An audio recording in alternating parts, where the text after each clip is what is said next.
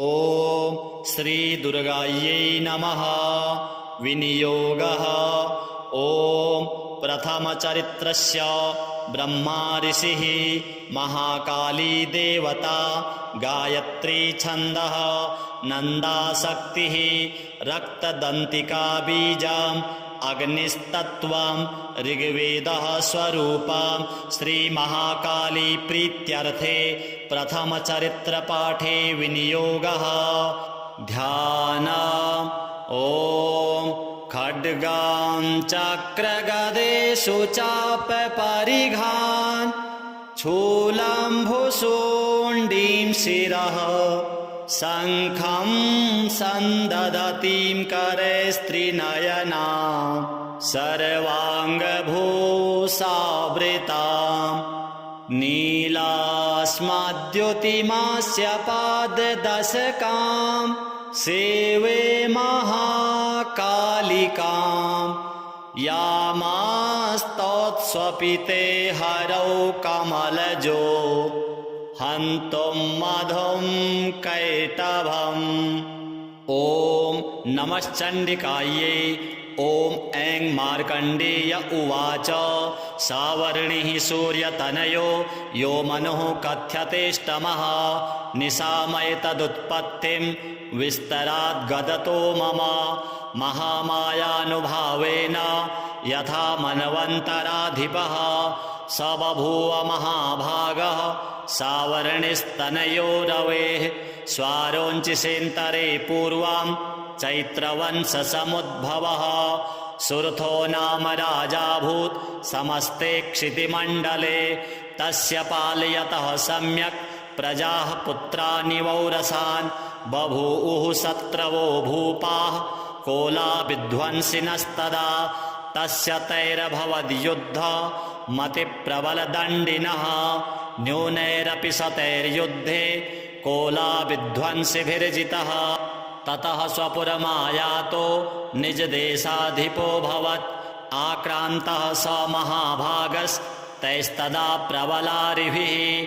अमात्यैर्बलिभिर्दुष्टैर्दुर्बलस्य दुरात्मभिः, कोशो बलं चापहृतं तत्रापि स्वपुरे ततः, ततो मृगयाव्याजेन हृतस्वाम्यः स भूपतिः, एकाकी हयमारुह्य जगाम गहनं वनं, स तत्राश्रममद्राक्षीत् द्विजवर्यस्य मेधसः, प्रशान्तस्वापदाकीर्णं मुनिशिष्योपशोभितं, तस्थौ कञ्चित् सकालं च मुनिना तेन सत्कृतः, इतश्चेतश्च विचरस्तस्मिन् मुनिवराश्रमे, सोचिन्तयत्तदा तत्र ममत्वाकृष्टचेतनः, मत्पूर्वैः पालितं पूर्वं मया हीनं पुरं हि तत्, मद्भृत्यैस्तैरसद्भृत्यैर्धर्मतः पाल्यते न वा, न जाने स प्रधानो मे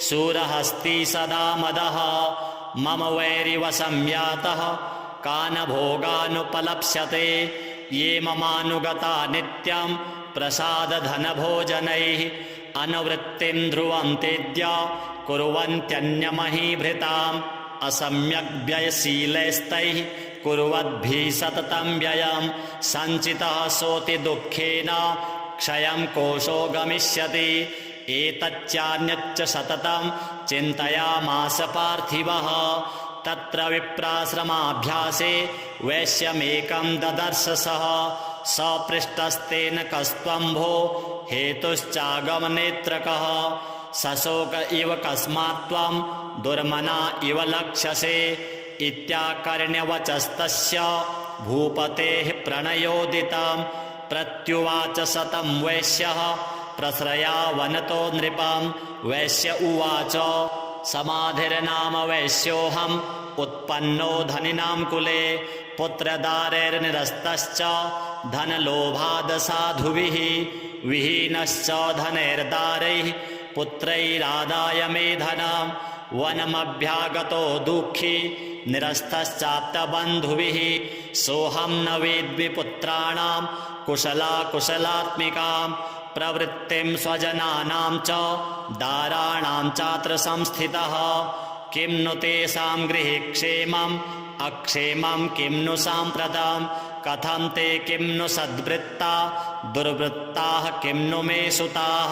राजोवाच यैर्निरस्तो भवान् लुब्धैः पुत्रदारादिभिर्धनैः तेषु किं भवतः स्नेहम् अनुबध्नाति मानसम्। वैश्य उवाच एवमेतद्यथा प्राह भवानस्मद्गतं वचः किं करोमि न बध्नाति मम निष्ठुरतां मनः। यैः सन्त्यज्य पितृस्नेहं धनलुब्धैर्निराकृतः पतिस्वजनहार्दं च हार्दितेष्वेव मे मनः। किमेतन्नाभिजानामि जानन्नपि महामते यत्प्रेम प्रवणं चित्तं विगुणेष्वपि बन्धुषु तेषां कृते मे निःश्वासो दौर्मनस्यं च जायते। करोमि किं यन्न मनस्ते स्वप्रीतिषु निष्ठुरम्। मार्कण्डेय उवाच ततस्तौ सहितौ विप्र तं मुनिं समुपस्थितौ समाधिर्नाम वैश्यौसौ स च पार्थिवसत्तमः। कृत्वा तु तौ यथा न्यायं यथार्हं तेन संविदाम् उपविष्टौ कथा कांश्चित् चक्रतुर्वैश्यपार्थिवौ। राजोवाच भगवस्त्वामहं प्रष्टुमिच्छामेकं वदस्व तत् दुःखाय यन्मे मनसः स्वचित्ताय ततां विना। मम त्वं गतराज्यस्य राज्याङ्गेष्वखिलेष्वपि जानतोऽपि यथाज्ञस्य किमेतन्मुनिसत्तम। अयं च निकृतः पुत्रैर्दारैर्भृत्यैस्तथोज्झितः स्वजनेन च सन्त्यक्तस्तेषु हार्दि तथाप्यति। एवमेष तथाहं च द्वावप्यत्यन्तदुःखितौ दृष्टदोषेऽपि विषये मम त्वाकृष्टमानसौ। तत्किमेतन्महाभाग यन्मोहो ज्ञानिनोरपि ममास्य च भवत्येषा विवेकान्धस्य मूढता। ऋषिर उवाच ज्ञानमस्ति समस्तस्य जन्तोर्विषयगोचरे विषयश्च महाभाग याति चैवं पृथक् पृथक्। दिवान्धाः प्राणिनः केचिद्रात्रावन्धास्तथा परे केचिद्दिवा तथा रात्रौ प्राणिनस्तुल्यदृष्टयः। ज्ञानिनो मनुजाः सत्यं किं तु तेन हि केवलं यतो हि ज्ञानिनः सर्वे पशुपक्षिमृगादयः। ज्ञानं च तन्मनुष्याणां यत्तेषां मृगपक्षिणां मनुष्याणां च यत्तेषां तुल्यमन्यत्तथोभयोः।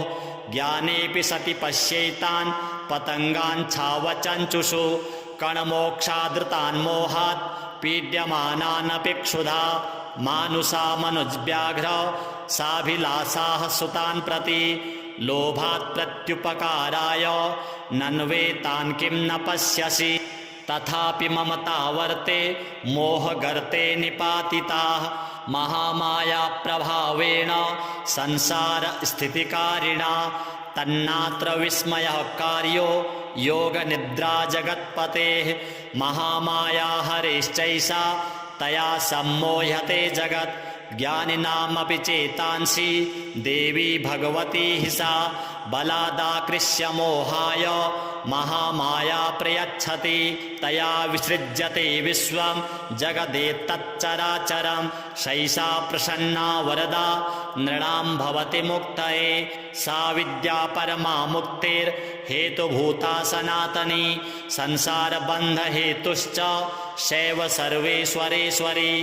राजोवाच भगवन् का हि सा देवी महामायेति यां भवान् ब्रवीति कथमुत्पन्ना सा कर्मास्याश्च किं द्विज। यत्प्रभावा च सा देवी यत्स्वरूपा यदुद्भवा तत्सर्वं श्रोतुमिच्छामि त्वत्तो ब्रह्मविदां वर। ऋषिर उवाच नित्येव सा जगन्मूर्तिस्तया सर्वमिदं ततं तथापि तत्समुत्पत्तिर्बहुधा श्रूयतां मम। देवानां कार्यसिद्ध्यर्थम् आविर्भवति सा यदा उत्पन्नेति तदा लोके सा नित्याप्यभिधीयते। योगनिद्रां यदा विष्णुर्जगत्ये कारणवीकृते आस्तीर्यशेषमभजत् कल्पान्ते भगवान् प्रभुः। तदा द्वावसुरौ घोरौ विख्यातौ मधुकैटभौ विष्णुकर्णमलोद्भूतौ हन्तुं ब्रह्माणमुद्यतौ। स नाभिकमले विष्णोः स्थितो ब्रह्मा प्रजापतिः दृष्ट्वा तावसुरौ चोग्रौ प्रसुप्तं च जनार्दनं तुष्टावयोगनिद्रां ताम् एकाग्रहृदयस्थितः विबोधनार्थाय हरिनेत्रकृतालयां विश्वेश्वरीं जगद्धात्रीं स्थितिसंहारकारिणीं निद्रां भगवतीं विष्णोः अतुलां तेजसः प्रभुः। ब्रह्मोवाच त्वं स्वाहा त्वं स्वधा त्वं हि वषट्कारः स्वरात्मिका सुधा त्वमक्षरे नित्ये त्रिधा मात्रात्मिका स्थिता अर्धमात्रा स्थिता नित्या यानुच्चार्या विशेषतः। त्वमेव सन्ध्या सावित्री त्वं देवी जननी परा त्वयैतद्धार्यते विश्वं त्वयैतत्सृज्यते जगत् त्वयैतत्पाल्यते देवी त्वमत्स्यन्ते च सर्वदा। विसृष्टौ सृष्टिरूपा त्वं स्थितिरूपा च पालने तथा संहृतिरूपान्ते जगतोऽस्य जगन्मये। महाविद्या महामाया महामेधा महास्मृतिः महामोहा च भवति महादेवी महासुरी प्रकृतिस्त्वं च सर्वस्य गुणत्रयविभाविनी। कालरात्रिर्महारात्रिर्मोहरात्रिश्च दारुणा त्वं श्रीस्त्वमीश्वरी त्वं ह्रीस्त्वं बुद्धिर्बोधलक्षणा लज्जा पुष्टिस्तथा तुष्टिस्त्वं शान्तिः क्षान्तिरेव च। खड्गिनी शूलिनी घोरा गदिनी चक्रिणी तथा शङ्खिनी चापिनी बाण भुषुण्डी परिघायुधा सौम्या सौम्यतरा शेषा सौम्येभ्यस्त्वति सुन्दरी परापराणां परमा त्वमेव परमेश्वरी। यच्च किञ्चित् क्वचिद् वस्तु सद्सद्वाखिलात्मिके तस्य सर्वस्य या शक्तिः सा त्वं किं स्तूयसे तदा। यया त्वया जगत्स्रष्टा जगत्पात्यति यो जगत् सोऽपि निद्रावशं नीतः कस्त्वां स्तोतुमिहेश्वरः। विष्णोः शरीरग्रहण महमीशान एव च कारितास्ते यतो तस्त्वां कः स्तोतुं शक्तिमान् भवेत्। सा त्वमित्थं प्रभावैः स्वैः उदारैर्देवी संस्तुता मोहयितो दुराधर्षा वसुरौ मधुकैटभौ प्रबोधं च जगत्स्वामी नीयतामच्युतो लघु बोधश्च क्रियतामस्य हन्तुमेतौ महासुरौ। ऋषिरुवाच एवं स्तुता तदा देवी तामसी तत्र वेधसा विष्णोः प्रबोधनार्थाय निहन्तं मधुकैटभौ नेत्रास्य नासिका बाहु हृदयेभ्यस्तथोरसः निर्गम्य दर्शने तस्थौ ब्रह्मणो व्यक्तजन्मनः उत्तस्थौ च जगन्नाथस्तया मुक्तो जनार्दनः एकार्णवेहिष्यनात् ततः सददृशे च तौ मधुकैटभौ दुरात्माना वतिवीर्यपराक्रमौ क्रोधरक्ते क्षणावत्तो ब्रह्माणं जनितोद्यमौ समुत्थाय ततस्ताभ्यां युयुधे भगवान् हरिः पञ्चवर्षसहस्राणि बाहुप्रहरणो विभुः तावप्यतिबलोन्मत्तौ महामायाविमोहितौ उक्तवन्तौ वरोस्मत्तो उर्यतामिति केशवं श्रीभगवानुवाच भवेतामद्य मे तुष्टौ मम वध्या उभावपि किमन्येन वरेणात्र एतावद्धिवृतं मम ऋषिरुवाच वञ्चिताभ्यामिति तदा सर्वमापोमयं जगत् विलोक्यताभ्यां गदितो भगवान् कमलेक्षणः आवां जहिन यत्रोर्वी सलिलेन परिप्लुता ऋषिरुवाच तथेत्युक्त्वा भगवता शङ्खचक्रगदाभृता कृत्वा चक्रेण वैच्छिन्ने जघने शिरसि तयोः एवमेषा समुत्पन्ना ब्रह्मणा संस्तुता स्वयं प्रभावमस्या देव्यास्तु भूयः शृणु वदामि ते। ऐं ॐ जय जय श्री मार्कण्डेय पुराणे सावर्णिके मन्वन्तरे देवी माहात्म्ये मधुकैटभवधो नाम प्रथमः। श्री जगदम्बार्पणमस्तु। ॐ खड्गां चक्रगदेषु चापपरिघान् शूलम्भुशुण्डीं शिरः शङ्खं सन्दधतीं करे स्त्रीनयनां सर्वाङ्गभूषावृतां नीलास्मद्युतिमास्य पाददशकां सेवे महाकालिकां यामास्तौत्स्वपिते हरौ कमलजो हन्तुं मधुं कैटभम्। ॐ नमश्चण्डिकायै।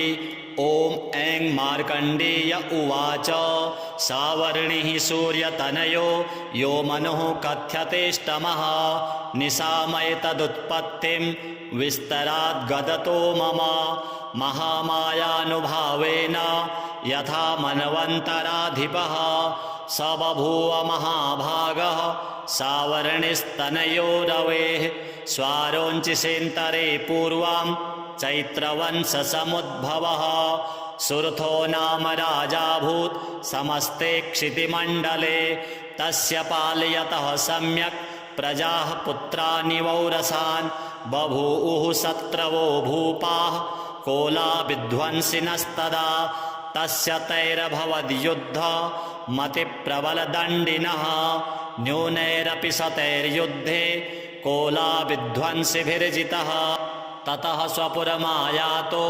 निजदेशाधिपोऽभवत् आक्रान्तः स महाभागस्तैस्तदा प्रबलारिभिः अमात्यैर्बलिभिर्दुष्टैर्दुर्बलस्य दुरात्मभिः कोशो बलं चापहृतं तत्रापि स्वपुरे ततः ततो मृगयाव्याजेन हृतस्वाम्यः स भूपतिः एकाकी हयमारुह्य जगाम गहनं वनं स तत्राश्रममद्राक्षीत् द्विजवर्यस्य मेधसः प्रशान्तस्वापदाकीर्णं मुनिशिष्योपशोभितं तस्थौ कञ्चित् सकालं च मुनिना तेन सत्कृतः इतश्चेतश्च विचरस्तस्मिन् मुनिवराश्रमे सोचिन्तयत्तदा तत्र ममत्वाकृष्टचेतनः मत्पूर्वैः पालितं पूर्वं मया हीनं पुरं हि तत् मद्भृत्यैस्तैरसद्भृत्यैर्धर्मतः पाल्यते न वा न जाने स प्रधानो मे शूरहस्ती सदा मदः मम वैरिव संयातः कान् भोगानुपलप्स्यते ये ममानुगता नित्यं प्रसादधनभोजनैः अनुवृत्तिं ध्रुवं तेद्य कुर्वन्त्यन्यमहीभृताम् असम्यक् व्ययशीलैस्तैः कुर्वद्भिः सततं व्ययं सञ्चितः सोति दुःखेन क्षयं कोशो गमिष्यति एतच्चान्यच्च सततं चिन्तयामास पार्थिवः तत्र विप्राश्रमाभ्यासे वैश्यमेकं ददर्श सः सपृष्टस्तेन कस्त्वम्भो हेतुश्चागमनेत्रकः सशोक इव कस्मात् त्वं दुर्मना इव लक्ष्यसे इत्याकर्ण्यवचस्तस्य भूपतेः प्रणयोदितं प्रत्युवाच सतं वैश्यः प्रश्रयावनतो नृपं वैश्य उवाच समाधिर्नाम वैश्योऽहम् उत्पन्नो धनिनां कुले पुत्रदारैर्निरस्तश्च धनलोभाद् साधुभिः विहीनश्च धनैर्दारैः पुत्रैरादाय मे धनं वनमभ्यागतो दुःखी निरस्तश्चाप्तबन्धुभिः सोऽहं न वेद्मि पुत्राणां कुशलाकुशलात्मिकां प्रवृत्तिं स्वजनानां च दाराणां चात्र संस्थितः किं नु तेषां गृहे क्षेमम् अक्षेमं किं नु साम्प्रतं कथं ते किं नु सद्वृत्ता दुर्वृत्ताः किं नु मे सुताः राजोवाच यैर्निरस्तो भवान् लुब्धैः पुत्रदारादिभिर्धनैः तेषु किं भवतः स्नेहम् अनुबध्नाति मानसं। वैश्य उवाच एवमेतद् यथा प्राह भवानस्मद्गतं वचः किं करोमि न बध्नाति मम निष्ठुरतां मनः। ये हि सन्त्यज्य पितृस्नेहं धनलुब्धैर्निराकृतः पतिस्वजनहार्दं च हार्दितेष्वेव मे मनः। किमेतन्नाभिजानामि जानन्नपि महामते यत्प्रेम प्रवणं चित्तं विगुणेष्वपि बन्धुषु तेषां कृते मे निःश्वासो दौर्मनस्यं च जायते। करोमि किं यन्न मनस्ते स्वप्रीतिषु निष्ठुरं। मार्कण्डेय उवाच ततस्तौ सहितौ विप्र तं मुनिं समुपस्थितौ समाधिर्नाम वैश्यौसौ स च पार्थिवसत्तमः। कृत्वा तु तौ यथा न्यायं यथार्हं तेन संविदाम् उपविष्टौ कथा कांश्चित् चक्रतुर्वैश्यपार्थिवौ। राजोवाच भगवस्त्वामहं प्रष्टुमिच्छामेकं वदस्व तत् दुःखाय यन्मे मनसः स्वचित्ताय ततां विना। मम त्वं गतराज्यस्य राज्याङ्गेष्वखिलेष्वपि जानतोऽपि यथाज्ञस्य किमेतन्मुनिसत्तमा। अयं च निकृतः पुत्रैर्दारैर्भृत्यैस्तथोज्झितः स्वजनेन च सन्त्यक्तस्तेषु हार्दि तथाप्यति। एवमेष तथाहं च द्वावप्यत्यन्तदुःखितौ दृष्टदोषेऽपि विषये मम त्वाकृष्टमानसौ। तत्किमेतन्महाभाग यन्मोहो ज्ञानिनोरपि ममास्य च भवत्येषा विवेकान्धस्य मूढता। ऋषिर उवाच ज्ञानमस्ति समस्तस्य जन्तोर्विषयगोचरे विषयश्च महाभाग याति चैवं पृथक् पृथक्। दिवान्धाः प्राणिनः केचिद्रात्रावन्धास्तथा परे केचिद्दिवा तथा रात्रौ प्राणिनस्तुल्यदृष्टयः। ज्ञानिनो मनुजाः सत्यं किं तु तेन हि केवलं यतो हि ज्ञानिनः सर्वे पशुपक्षिमृगादयः। ज्ञानं च तन्मनुष्याणां यत्तेषां मृगपक्षिणां मनुष्याणां च यत्तेषां तुल्यमन्यत्तथोभयोः। ज्ञानेऽपि सति पश्येतान् पतङ्गान् छावचञ्चुषु कणमोक्षादृतान् मोहात् पीड्यमानानपि क्षुधा। मानुषा मनुजव्याघ्र साभिलाषाः सुतान् प्रति लोभात् प्रत्युपकाराय नन्वेतान् किं न पश्यसि। तथापि ममता वर्ते मोहगर्ते निपातिताः महामाया प्रभावेण संसार स्थितिकारिणा। तन्नात्र विस्मयः कार्यो योगनिद्रा जगत्पतेः। महामाया हरेश्चैषा तया सम्मोह्यते जगत्। ज्ञानिनामपि चेतांसि देवी भगवती हि सा बलादाकृष्य मोहाय महामाया प्रयच्छति। तया विसृज्यते विश्वं जगदेतच्चराचरं सैषा प्रसन्ना वरदा नृणां भवति मुक्तये। सा विद्या परमा मुक्तिर्हेतुभूता सनातनी संसारबन्धहेतुश्च शैव सर्वेश्वरेश्वरी। राजोवाच भगवन् का हि सा देवी महामायेति यां भवान् ब्रवीति कथमुत्पन्ना सा कर्मास्याश्च किं द्विज।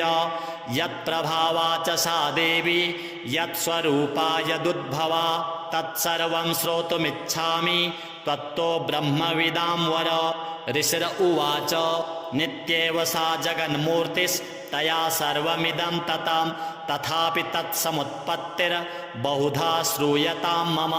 देवानां कार्यसिद्ध्यर्थम् आविर्भवति सा यदा उत्पन्नेति तदा लोके सा नित्याप्यभिधीयते। योगनिद्रां यदा विष्णुर्जगत्ये कारणवीकृते आस्तीर्यशेषमभजत् कल्पान्ते भगवान् प्रभुः तदा द्वावसुरौ घोरौ विख्यातौ मधुकैटभौ विष्णुकर्णमलोद्भूतौ हन्तुं ब्रह्माणमुद्यतौ स नाभिकमले विष्णोः स्थितो ब्रह्मा प्रजापतिः दृष्ट्वा तावसुरौ चोग्रौ प्रसुप्तं च जनार्दनं तुष्टावयोगनिद्रां ताम् एकाग्रहृदयस्थितः विबोधनार्थाय हरिनेत्रकृतालयां विश्वेश्वरीं जगद्धात्रीं स्थितिसंहारकारिणीं निद्रां भगवतीं विष्णोः अतुलां तेजसः प्रभुः ब्रह्मोवाच त्वं स्वाहा त्वं स्वधा त्वं हि वषट्कारः स्वरात्मिका सुधा त्वमक्षरे नित्ये त्रिधा मात्रात्मिका स्थिता अर्धमात्रा स्थिता नित्या यानुच्चार्या विशेषतः त्वमेव सन्ध्या सावित्री त्वं देवी जननी परा त्वयैतद्धार्यते विश्वं त्वयैतत्सृज्यते जगत् त्वयैतत्पाल्यते देवी त्वमत्स्यन्ते च सर्वदा विसृष्टौ सृष्टिरूपा त्वं स्थितिरूपा च पालने तथा संहृतिरूपान्ते जगतोऽस्य जगन्मये महाविद्या महामाया महामेधा महास्मृतिः महामोहा च भवति महादेवी महासुरी प्रकृतिस्त्वं च सर्वस्य गुणत्रयविभाविनी कालरात्रिर्महारात्रिर्मोहरात्रिश्च दारुणा त्वं श्रीस्त्वमीश्वरी त्वं ह्रीस्त्वं बुद्धिर्बोधलक्षणा लज्जा पुष्टिस्तथा तुष्टिस्त्वं शान्तिः क्षान्तिरेव च खड्गिनी शूलिनी घोरा गदिनी चक्रिणी तथा शङ्खिनी चापिनी बाण भुषुण्डी परिघायुधा सौम्या सौम्यतरा शेषा सौम्येभ्यस्त्वति सुन्दरी परापराणां परमा त्वमेव परमेश्वरी यच्च किञ्चित् क्वचिद् वस्तु सद्सद्वाखिलात्मिके तस्य सर्वस्य या शक्तिः सा त्वं किं स्तूयसे तदा यया त्वया जगत्स्रष्टा जगत्पात्यति यो जगत् सोऽपि निद्रावशं नीतः कस्त्वां स्तोतुमिहेश्वरः विष्णुः शरीरग्रहण महमीशान एव च कारितास्ते यतो तस्त्वां कः स्तोतुं शक्तिमान् भवेत् सा त्वमित्थं प्रभावैः स्वैः उदारैर्देवी संस्तुता मोहयितो दुराधर्षा वसुरौ मधुकैटभौ प्रबोधं च जगत्स्वामी नीयतामच्युतो लघु बोधश्च क्रियतामस्य हन्तुमेतौ महासुरौ ऋषिरुवाच एवं स्तुता तदा देवी तामसी तत्र वेधसा विष्णोः प्रबोधनार्थाय निहन्तं मधुकैटभौ नेत्रास्य नासिका बाहु हृदयेभ्यस्तथो रसः निर्गम्य दर्शने तस्थौ ब्रह्मणो व्यक्तजन्मनः उत्तस्थौ च जगन्नाथस्तया मुक्तो जनार्दनः एकार्णवेहिष्यनात् ततः सददृशे च तौ मधुकैटभौ दुरात्माना वतिवीर्यपराक्रमौ क्रोधरक्ते क्षणावत्तं ब्रह्माणं जनितोद्यमौ समुत्थाय ततस्ताभ्यां युयुधे भगवान् हरिः पञ्चवर्षसहस्राणि बाहुप्रहरणो विभुः तावप्यतिबलोन्मत्तौ महामायाविमोहितौ उक्तवन्तौ वरोस्मत्तो उर्यतामिति केशवं श्रीभगवानुवाच भवेतामद्य मे तुष्टौ मम वध्या उभावपि किमन्येन वरेणात्र एतावद्धिवृतं मम ऋषिरुवाच वञ्चिताभ्यामिति तदा सर्वमापोमयं जगत् विलोक्यताभ्यां गदितो भगवान् कमलेक्षणः आवां जहिन यत्रोर्वी सलिलेन परिप्लुता ऋषिरुवाच तथेत्युक्त्वा भगवता शङ्खचक्रगदाभृता कृत्वा चक्रेण वैच्छिन्ने जघने शिरसि तयोः एवमेषा समुत्पन्ना ब्रह्मणा संस्तुता स्वयं प्रभावमस्या देव्यास्तु भूयः शृणु वदामि ते ऐं ॐ जय जय श्री मार्कण्डेय पुराणे सावर्णिके मन्वन्तरे देवी माहात्म्ये मधुकैटभवधो नाम प्रथमः श्रीजगदम्बार्पणमस्तु। ॐ खड्गां चक्रगदेषु चापपरिघान् शूलम्भुशुण्डीं शिरः शङ्खं सन्दधतीं करे स्त्रीनयनां सर्वाङ्गभूषावृतां नीलास्मद्युतिमास्य पाददशकां सेवे महाकालिकां यामास्तौत्स्वपिते हरौ कमलजो हन्तुं मधुं कैटभम्। ॐ नमश्चण्डिकायै। ॐ ऐं मार्कण्डेय उवाच सावर्णिः सूर्यतनयो यो मनुः कथ्यतेष्टमः निशामय तदुत्पत्तिं विस्तराद्गदतो मम महामायानुभावेन यथा मन्वन्तराधिपः स बभूव महाभागः सावर्णिस्तनयो रवेः स्वारोञ्चिसेन्तरे पूर्वं चैत्रवंशसमुद्भवः सुरथो नाम राजाभूत् समस्ते क्षितिमण्डले तस्य पालयतः सम्यक् प्रजाः पुत्रानि वौरसान् बभूवुः शत्रवो भूपाः कोलाविध्वंसिनस्तदा तस्य तैरभवद्युद्ध मतिप्रबलदण्डिनः न्यूनैरपि शतैर्युद्धे कोलाविध्वंसिभिर्जितः ततः स्वपुरमायातो निजदेशाधिपोऽभवत् आक्रान्तः स महाभागस्तैस्तदा प्रबलारिभिः अमात्यैर्बलिभिर्दुष्टैर्दुर्बलस्य दुरात्मभिः कोशो बलं चापहृतं तत्रापि स्वपुरे ततः ततो मृगयाव्याजेन हृतस्वाम्यः स भूपतिः एकाकी हयमारुह्य जगाम गहनं वनं स तत्राश्रममद्राक्षीत् द्विजवर्यस्य मेधसः प्रशान्तस्वापदाकीर्णं मुनिशिष्योपशोभितं तस्थौ कञ्चित् सकालं च मुनिना तेन सत्कृतः इतश्चेतश्च विचरस्तस्मिन् मुनिवराश्रमे सोचिन्तयत्तदा तत्र ममत्वाकृष्टचेतनः मत्पूर्वैः पालितं पूर्वं मया हीनं पुरं हि तत्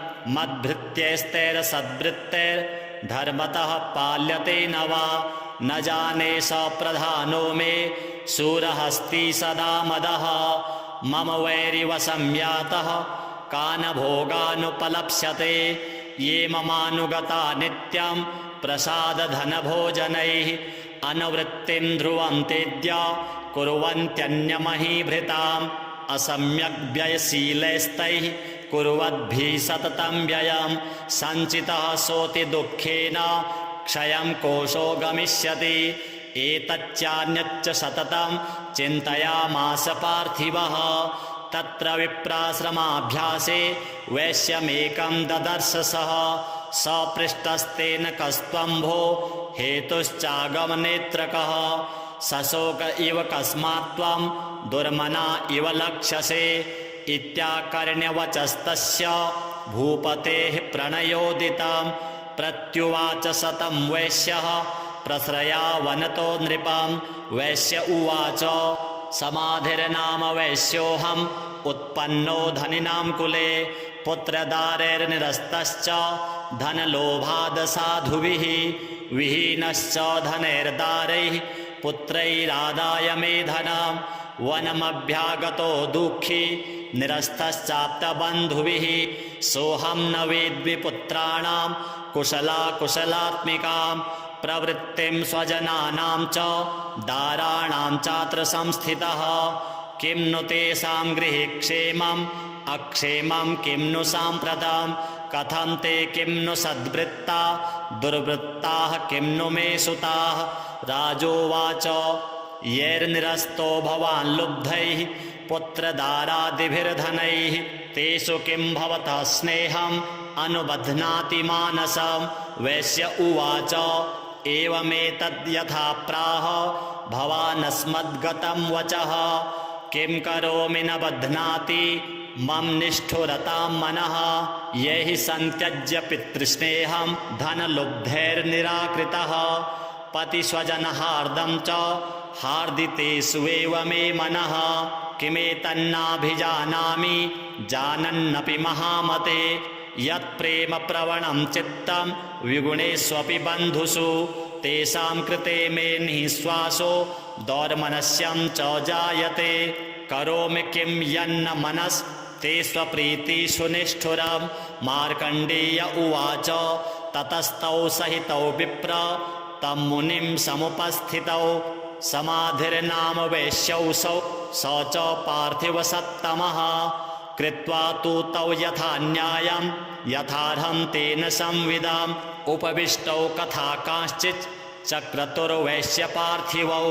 राजोवाच भगवस्त्वामहं प्रष्टुमिच्छामेकं वदस्व तत् दुःखाय यन्मे मनसः स्वचित्ताय ततां विना। मम त्वं गतराज्यस्य राज्याङ्गेष्वखिलेष्वपि जानतोऽपि यथाज्ञस्य किमेतन्मुनिसत्तमा।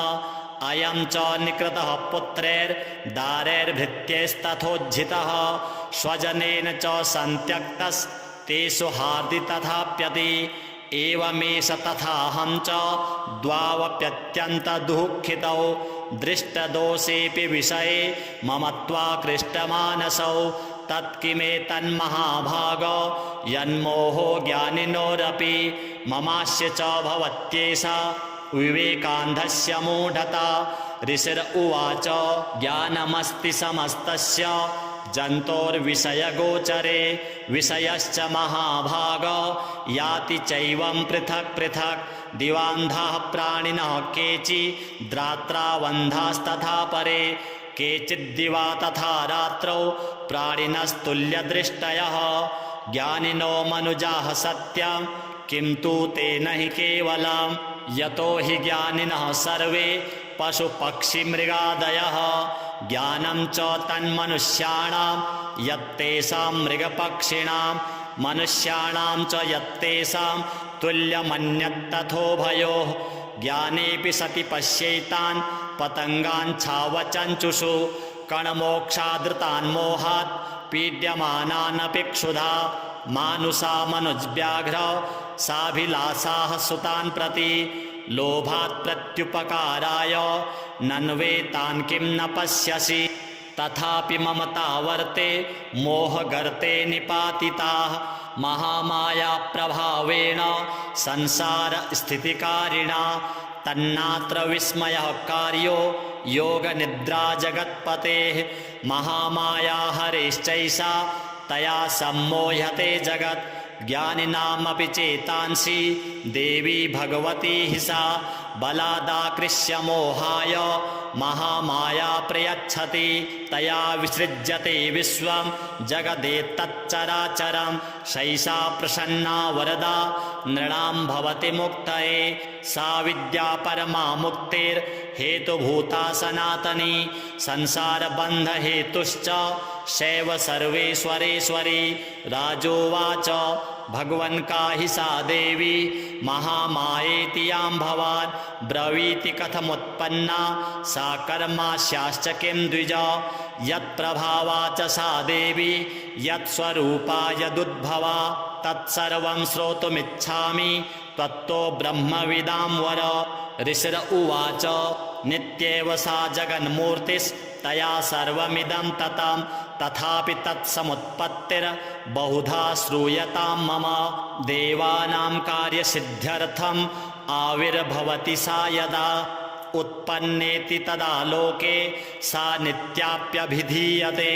योगनिद्रां यदा विष्णुर्जगत्ये कारणवीकृते आस्तीर्यशेषमभजत् कल्पान्ते भगवान् प्रभुः तदा द्वावसुरौ घोरौ विख्यातौ मधुकैटभौ विष्णुकर्णमलोद्भूतौ हन्तुं ब्रह्माणमुद्यतौ सनाभिकमले विष्णोः स्थितो ब्रह्मा प्रजापतिः दृष्ट्वा तावसुरौ चोग्रौ प्रसुप्तं च जनार्दनं तुष्टावयोगनिद्रां ताम् एकाग्रहृदयस्थितः विबोधनार्थाय हरिनेत्रकृतालयां विश्वेश्वरीं जगद्धात्रीं स्थितिसंहारकारिणीं निद्रां भगवतीं विष्णोः अतुलां तेजसः प्रभुः ब्रह्मोवाच त्वं स्वाहा त्वं स्वधा त्वं हि वषट्कारः स्वरात्मिका सुधा त्वमक्षरे नित्ये त्रिधा मात्रात्मिका स्थिता अर्धमात्रा स्थिता नित्या यानुच्चार्या विशेषतः त्वमेव सन्ध्या सावित्री त्वं देवी जननी परा त्वयैतद्धार्यते विश्वं त्वयैतत्सृज्यते जगत् त्वयैतत्पाल्यते देवी त्वमत्स्यन्ते च सर्वदा विसृष्टौ सृष्टिरूपा त्वं स्थितिरूपा च पालने तथा संहृतिरूपान्ते जगतोऽस्य जगन्मये महाविद्या महामाया महामेधा महास्मृतिः महामोहा च भवति महादेवी महासुरी प्रकृतिस्त्वं च सर्वस्य गुणत्रयविभाविनी कालरात्रिर्महारात्रिर्मोहरात्रिश्च दारुणा त्वं श्रीस्त्वमीश्वरी त्वं ह्रीस्त्वं बुद्धिर्बोधलक्षणा लज्जा पुष्टिस्तथा तुष्टिस्त्वं शान्तिः क्षान्तिरेव च खड्गिनी शूलिनी घोरा गदिनी चक्रिणी तथा शङ्खिनी चापिनी बाण भुषुण्डी परिघायुधा सौम्या सौम्यतरा शेषा सौम्येभ्यस्त्वति सुन्दरी परापराणां परमा त्वमेव परमेश्वरी यच्च किञ्चित् क्वचिद् वस्तु सद्सद्वाखिलात्मिके तस्य सर्वस्य या शक्तिः सा त्वं किं स्तूयसे तदा यया त्वया जगत्स्रष्टा जगत्पात्यति यो जगत् सोऽपि निद्रावशं नीतः कस्त्वां स्तोतुमिहेश्वरः विष्णोः शरीरग्रहण महमीशान एव च कारितास्ते यतो तस्त्वां कः स्तोतुं शक्तिमान् भवेत् सा त्वमित्थं प्रभावैः स्वैः उदारैर्देवी संस्तुता मोहयितो दुराधर्षा वसुरौ मधुकैटभौ प्रबोधं च जगत्स्वामी नीयतामच्युतो लघु बोधश्च क्रियतामस्य हन्तुमेतौ महासुरौ ऋषिरुवाच एवं स्तुता तदा देवी तामसी तत्र वेधसा विष्णोः प्रबोधनार्थाय निहन्तं मधुकैटभौ नेत्रास्य नासिका बाहु हृदयेभ्यस्तथोरसः निर्गम्य दर्शने तस्थौ ब्रह्मणो व्यक्तजन्मनः उत्तस्थौ च जगन्नाथस्तया मुक्तो जनार्दनः एकार्णवे हिस्यनात् ततः सददृशे च तौ मधुकैटभौ दुरात्माना वतिवीर्यपराक्रमौ क्रोधरक्ते क्षणावत्तं ब्रह्माणं जनितोद्यमौ समुत्थाय ततस्ताभ्यां युयुधे भगवान् हरिः पञ्चवर्षसहस्राणि बाहुप्रहरणो विभुः तावप्यतिबलोन्मत्तौ महामायाविमोहितौ उक्तवन्तौ वरोस्मत्तो उर्यतामिति केशवं श्रीभगवानुवाच भवेतामद्य मे तुष्टौ मम वध्या उभावपि किमन्येन वरेणात्र एतावद्धिवृतं मम ऋषिरुवाच वञ्चिताभ्यामिति तदा सर्वमापोमयं जगत् विलोक्यताभ्यां गदितो भगवान् कमलेक्षणः आवां जहिन यत्रोर्वी सलिलेन परिप्लुता ऋषिरुवाच तथेत्युक्त्वा भगवता शङ्खचक्रगदाभृता कृत्वा चक्रेण वैच्छिन्ने जघने शिरसि तयोः एवमेषा समुत्पन्ना ब्रह्मणा संस्तुता स्वयं प्रभावमस्या देव्यास्तु भूयः शृणु वदामि ते ऐं ॐ जय जय श्री मार्कण्डेय पुराणे सावर्णिके मन्वन्तरे देवी माहात्म्ये मधुकैटभवधो नाम प्रथमः। श्री जगदम्बार्पणमस्तु।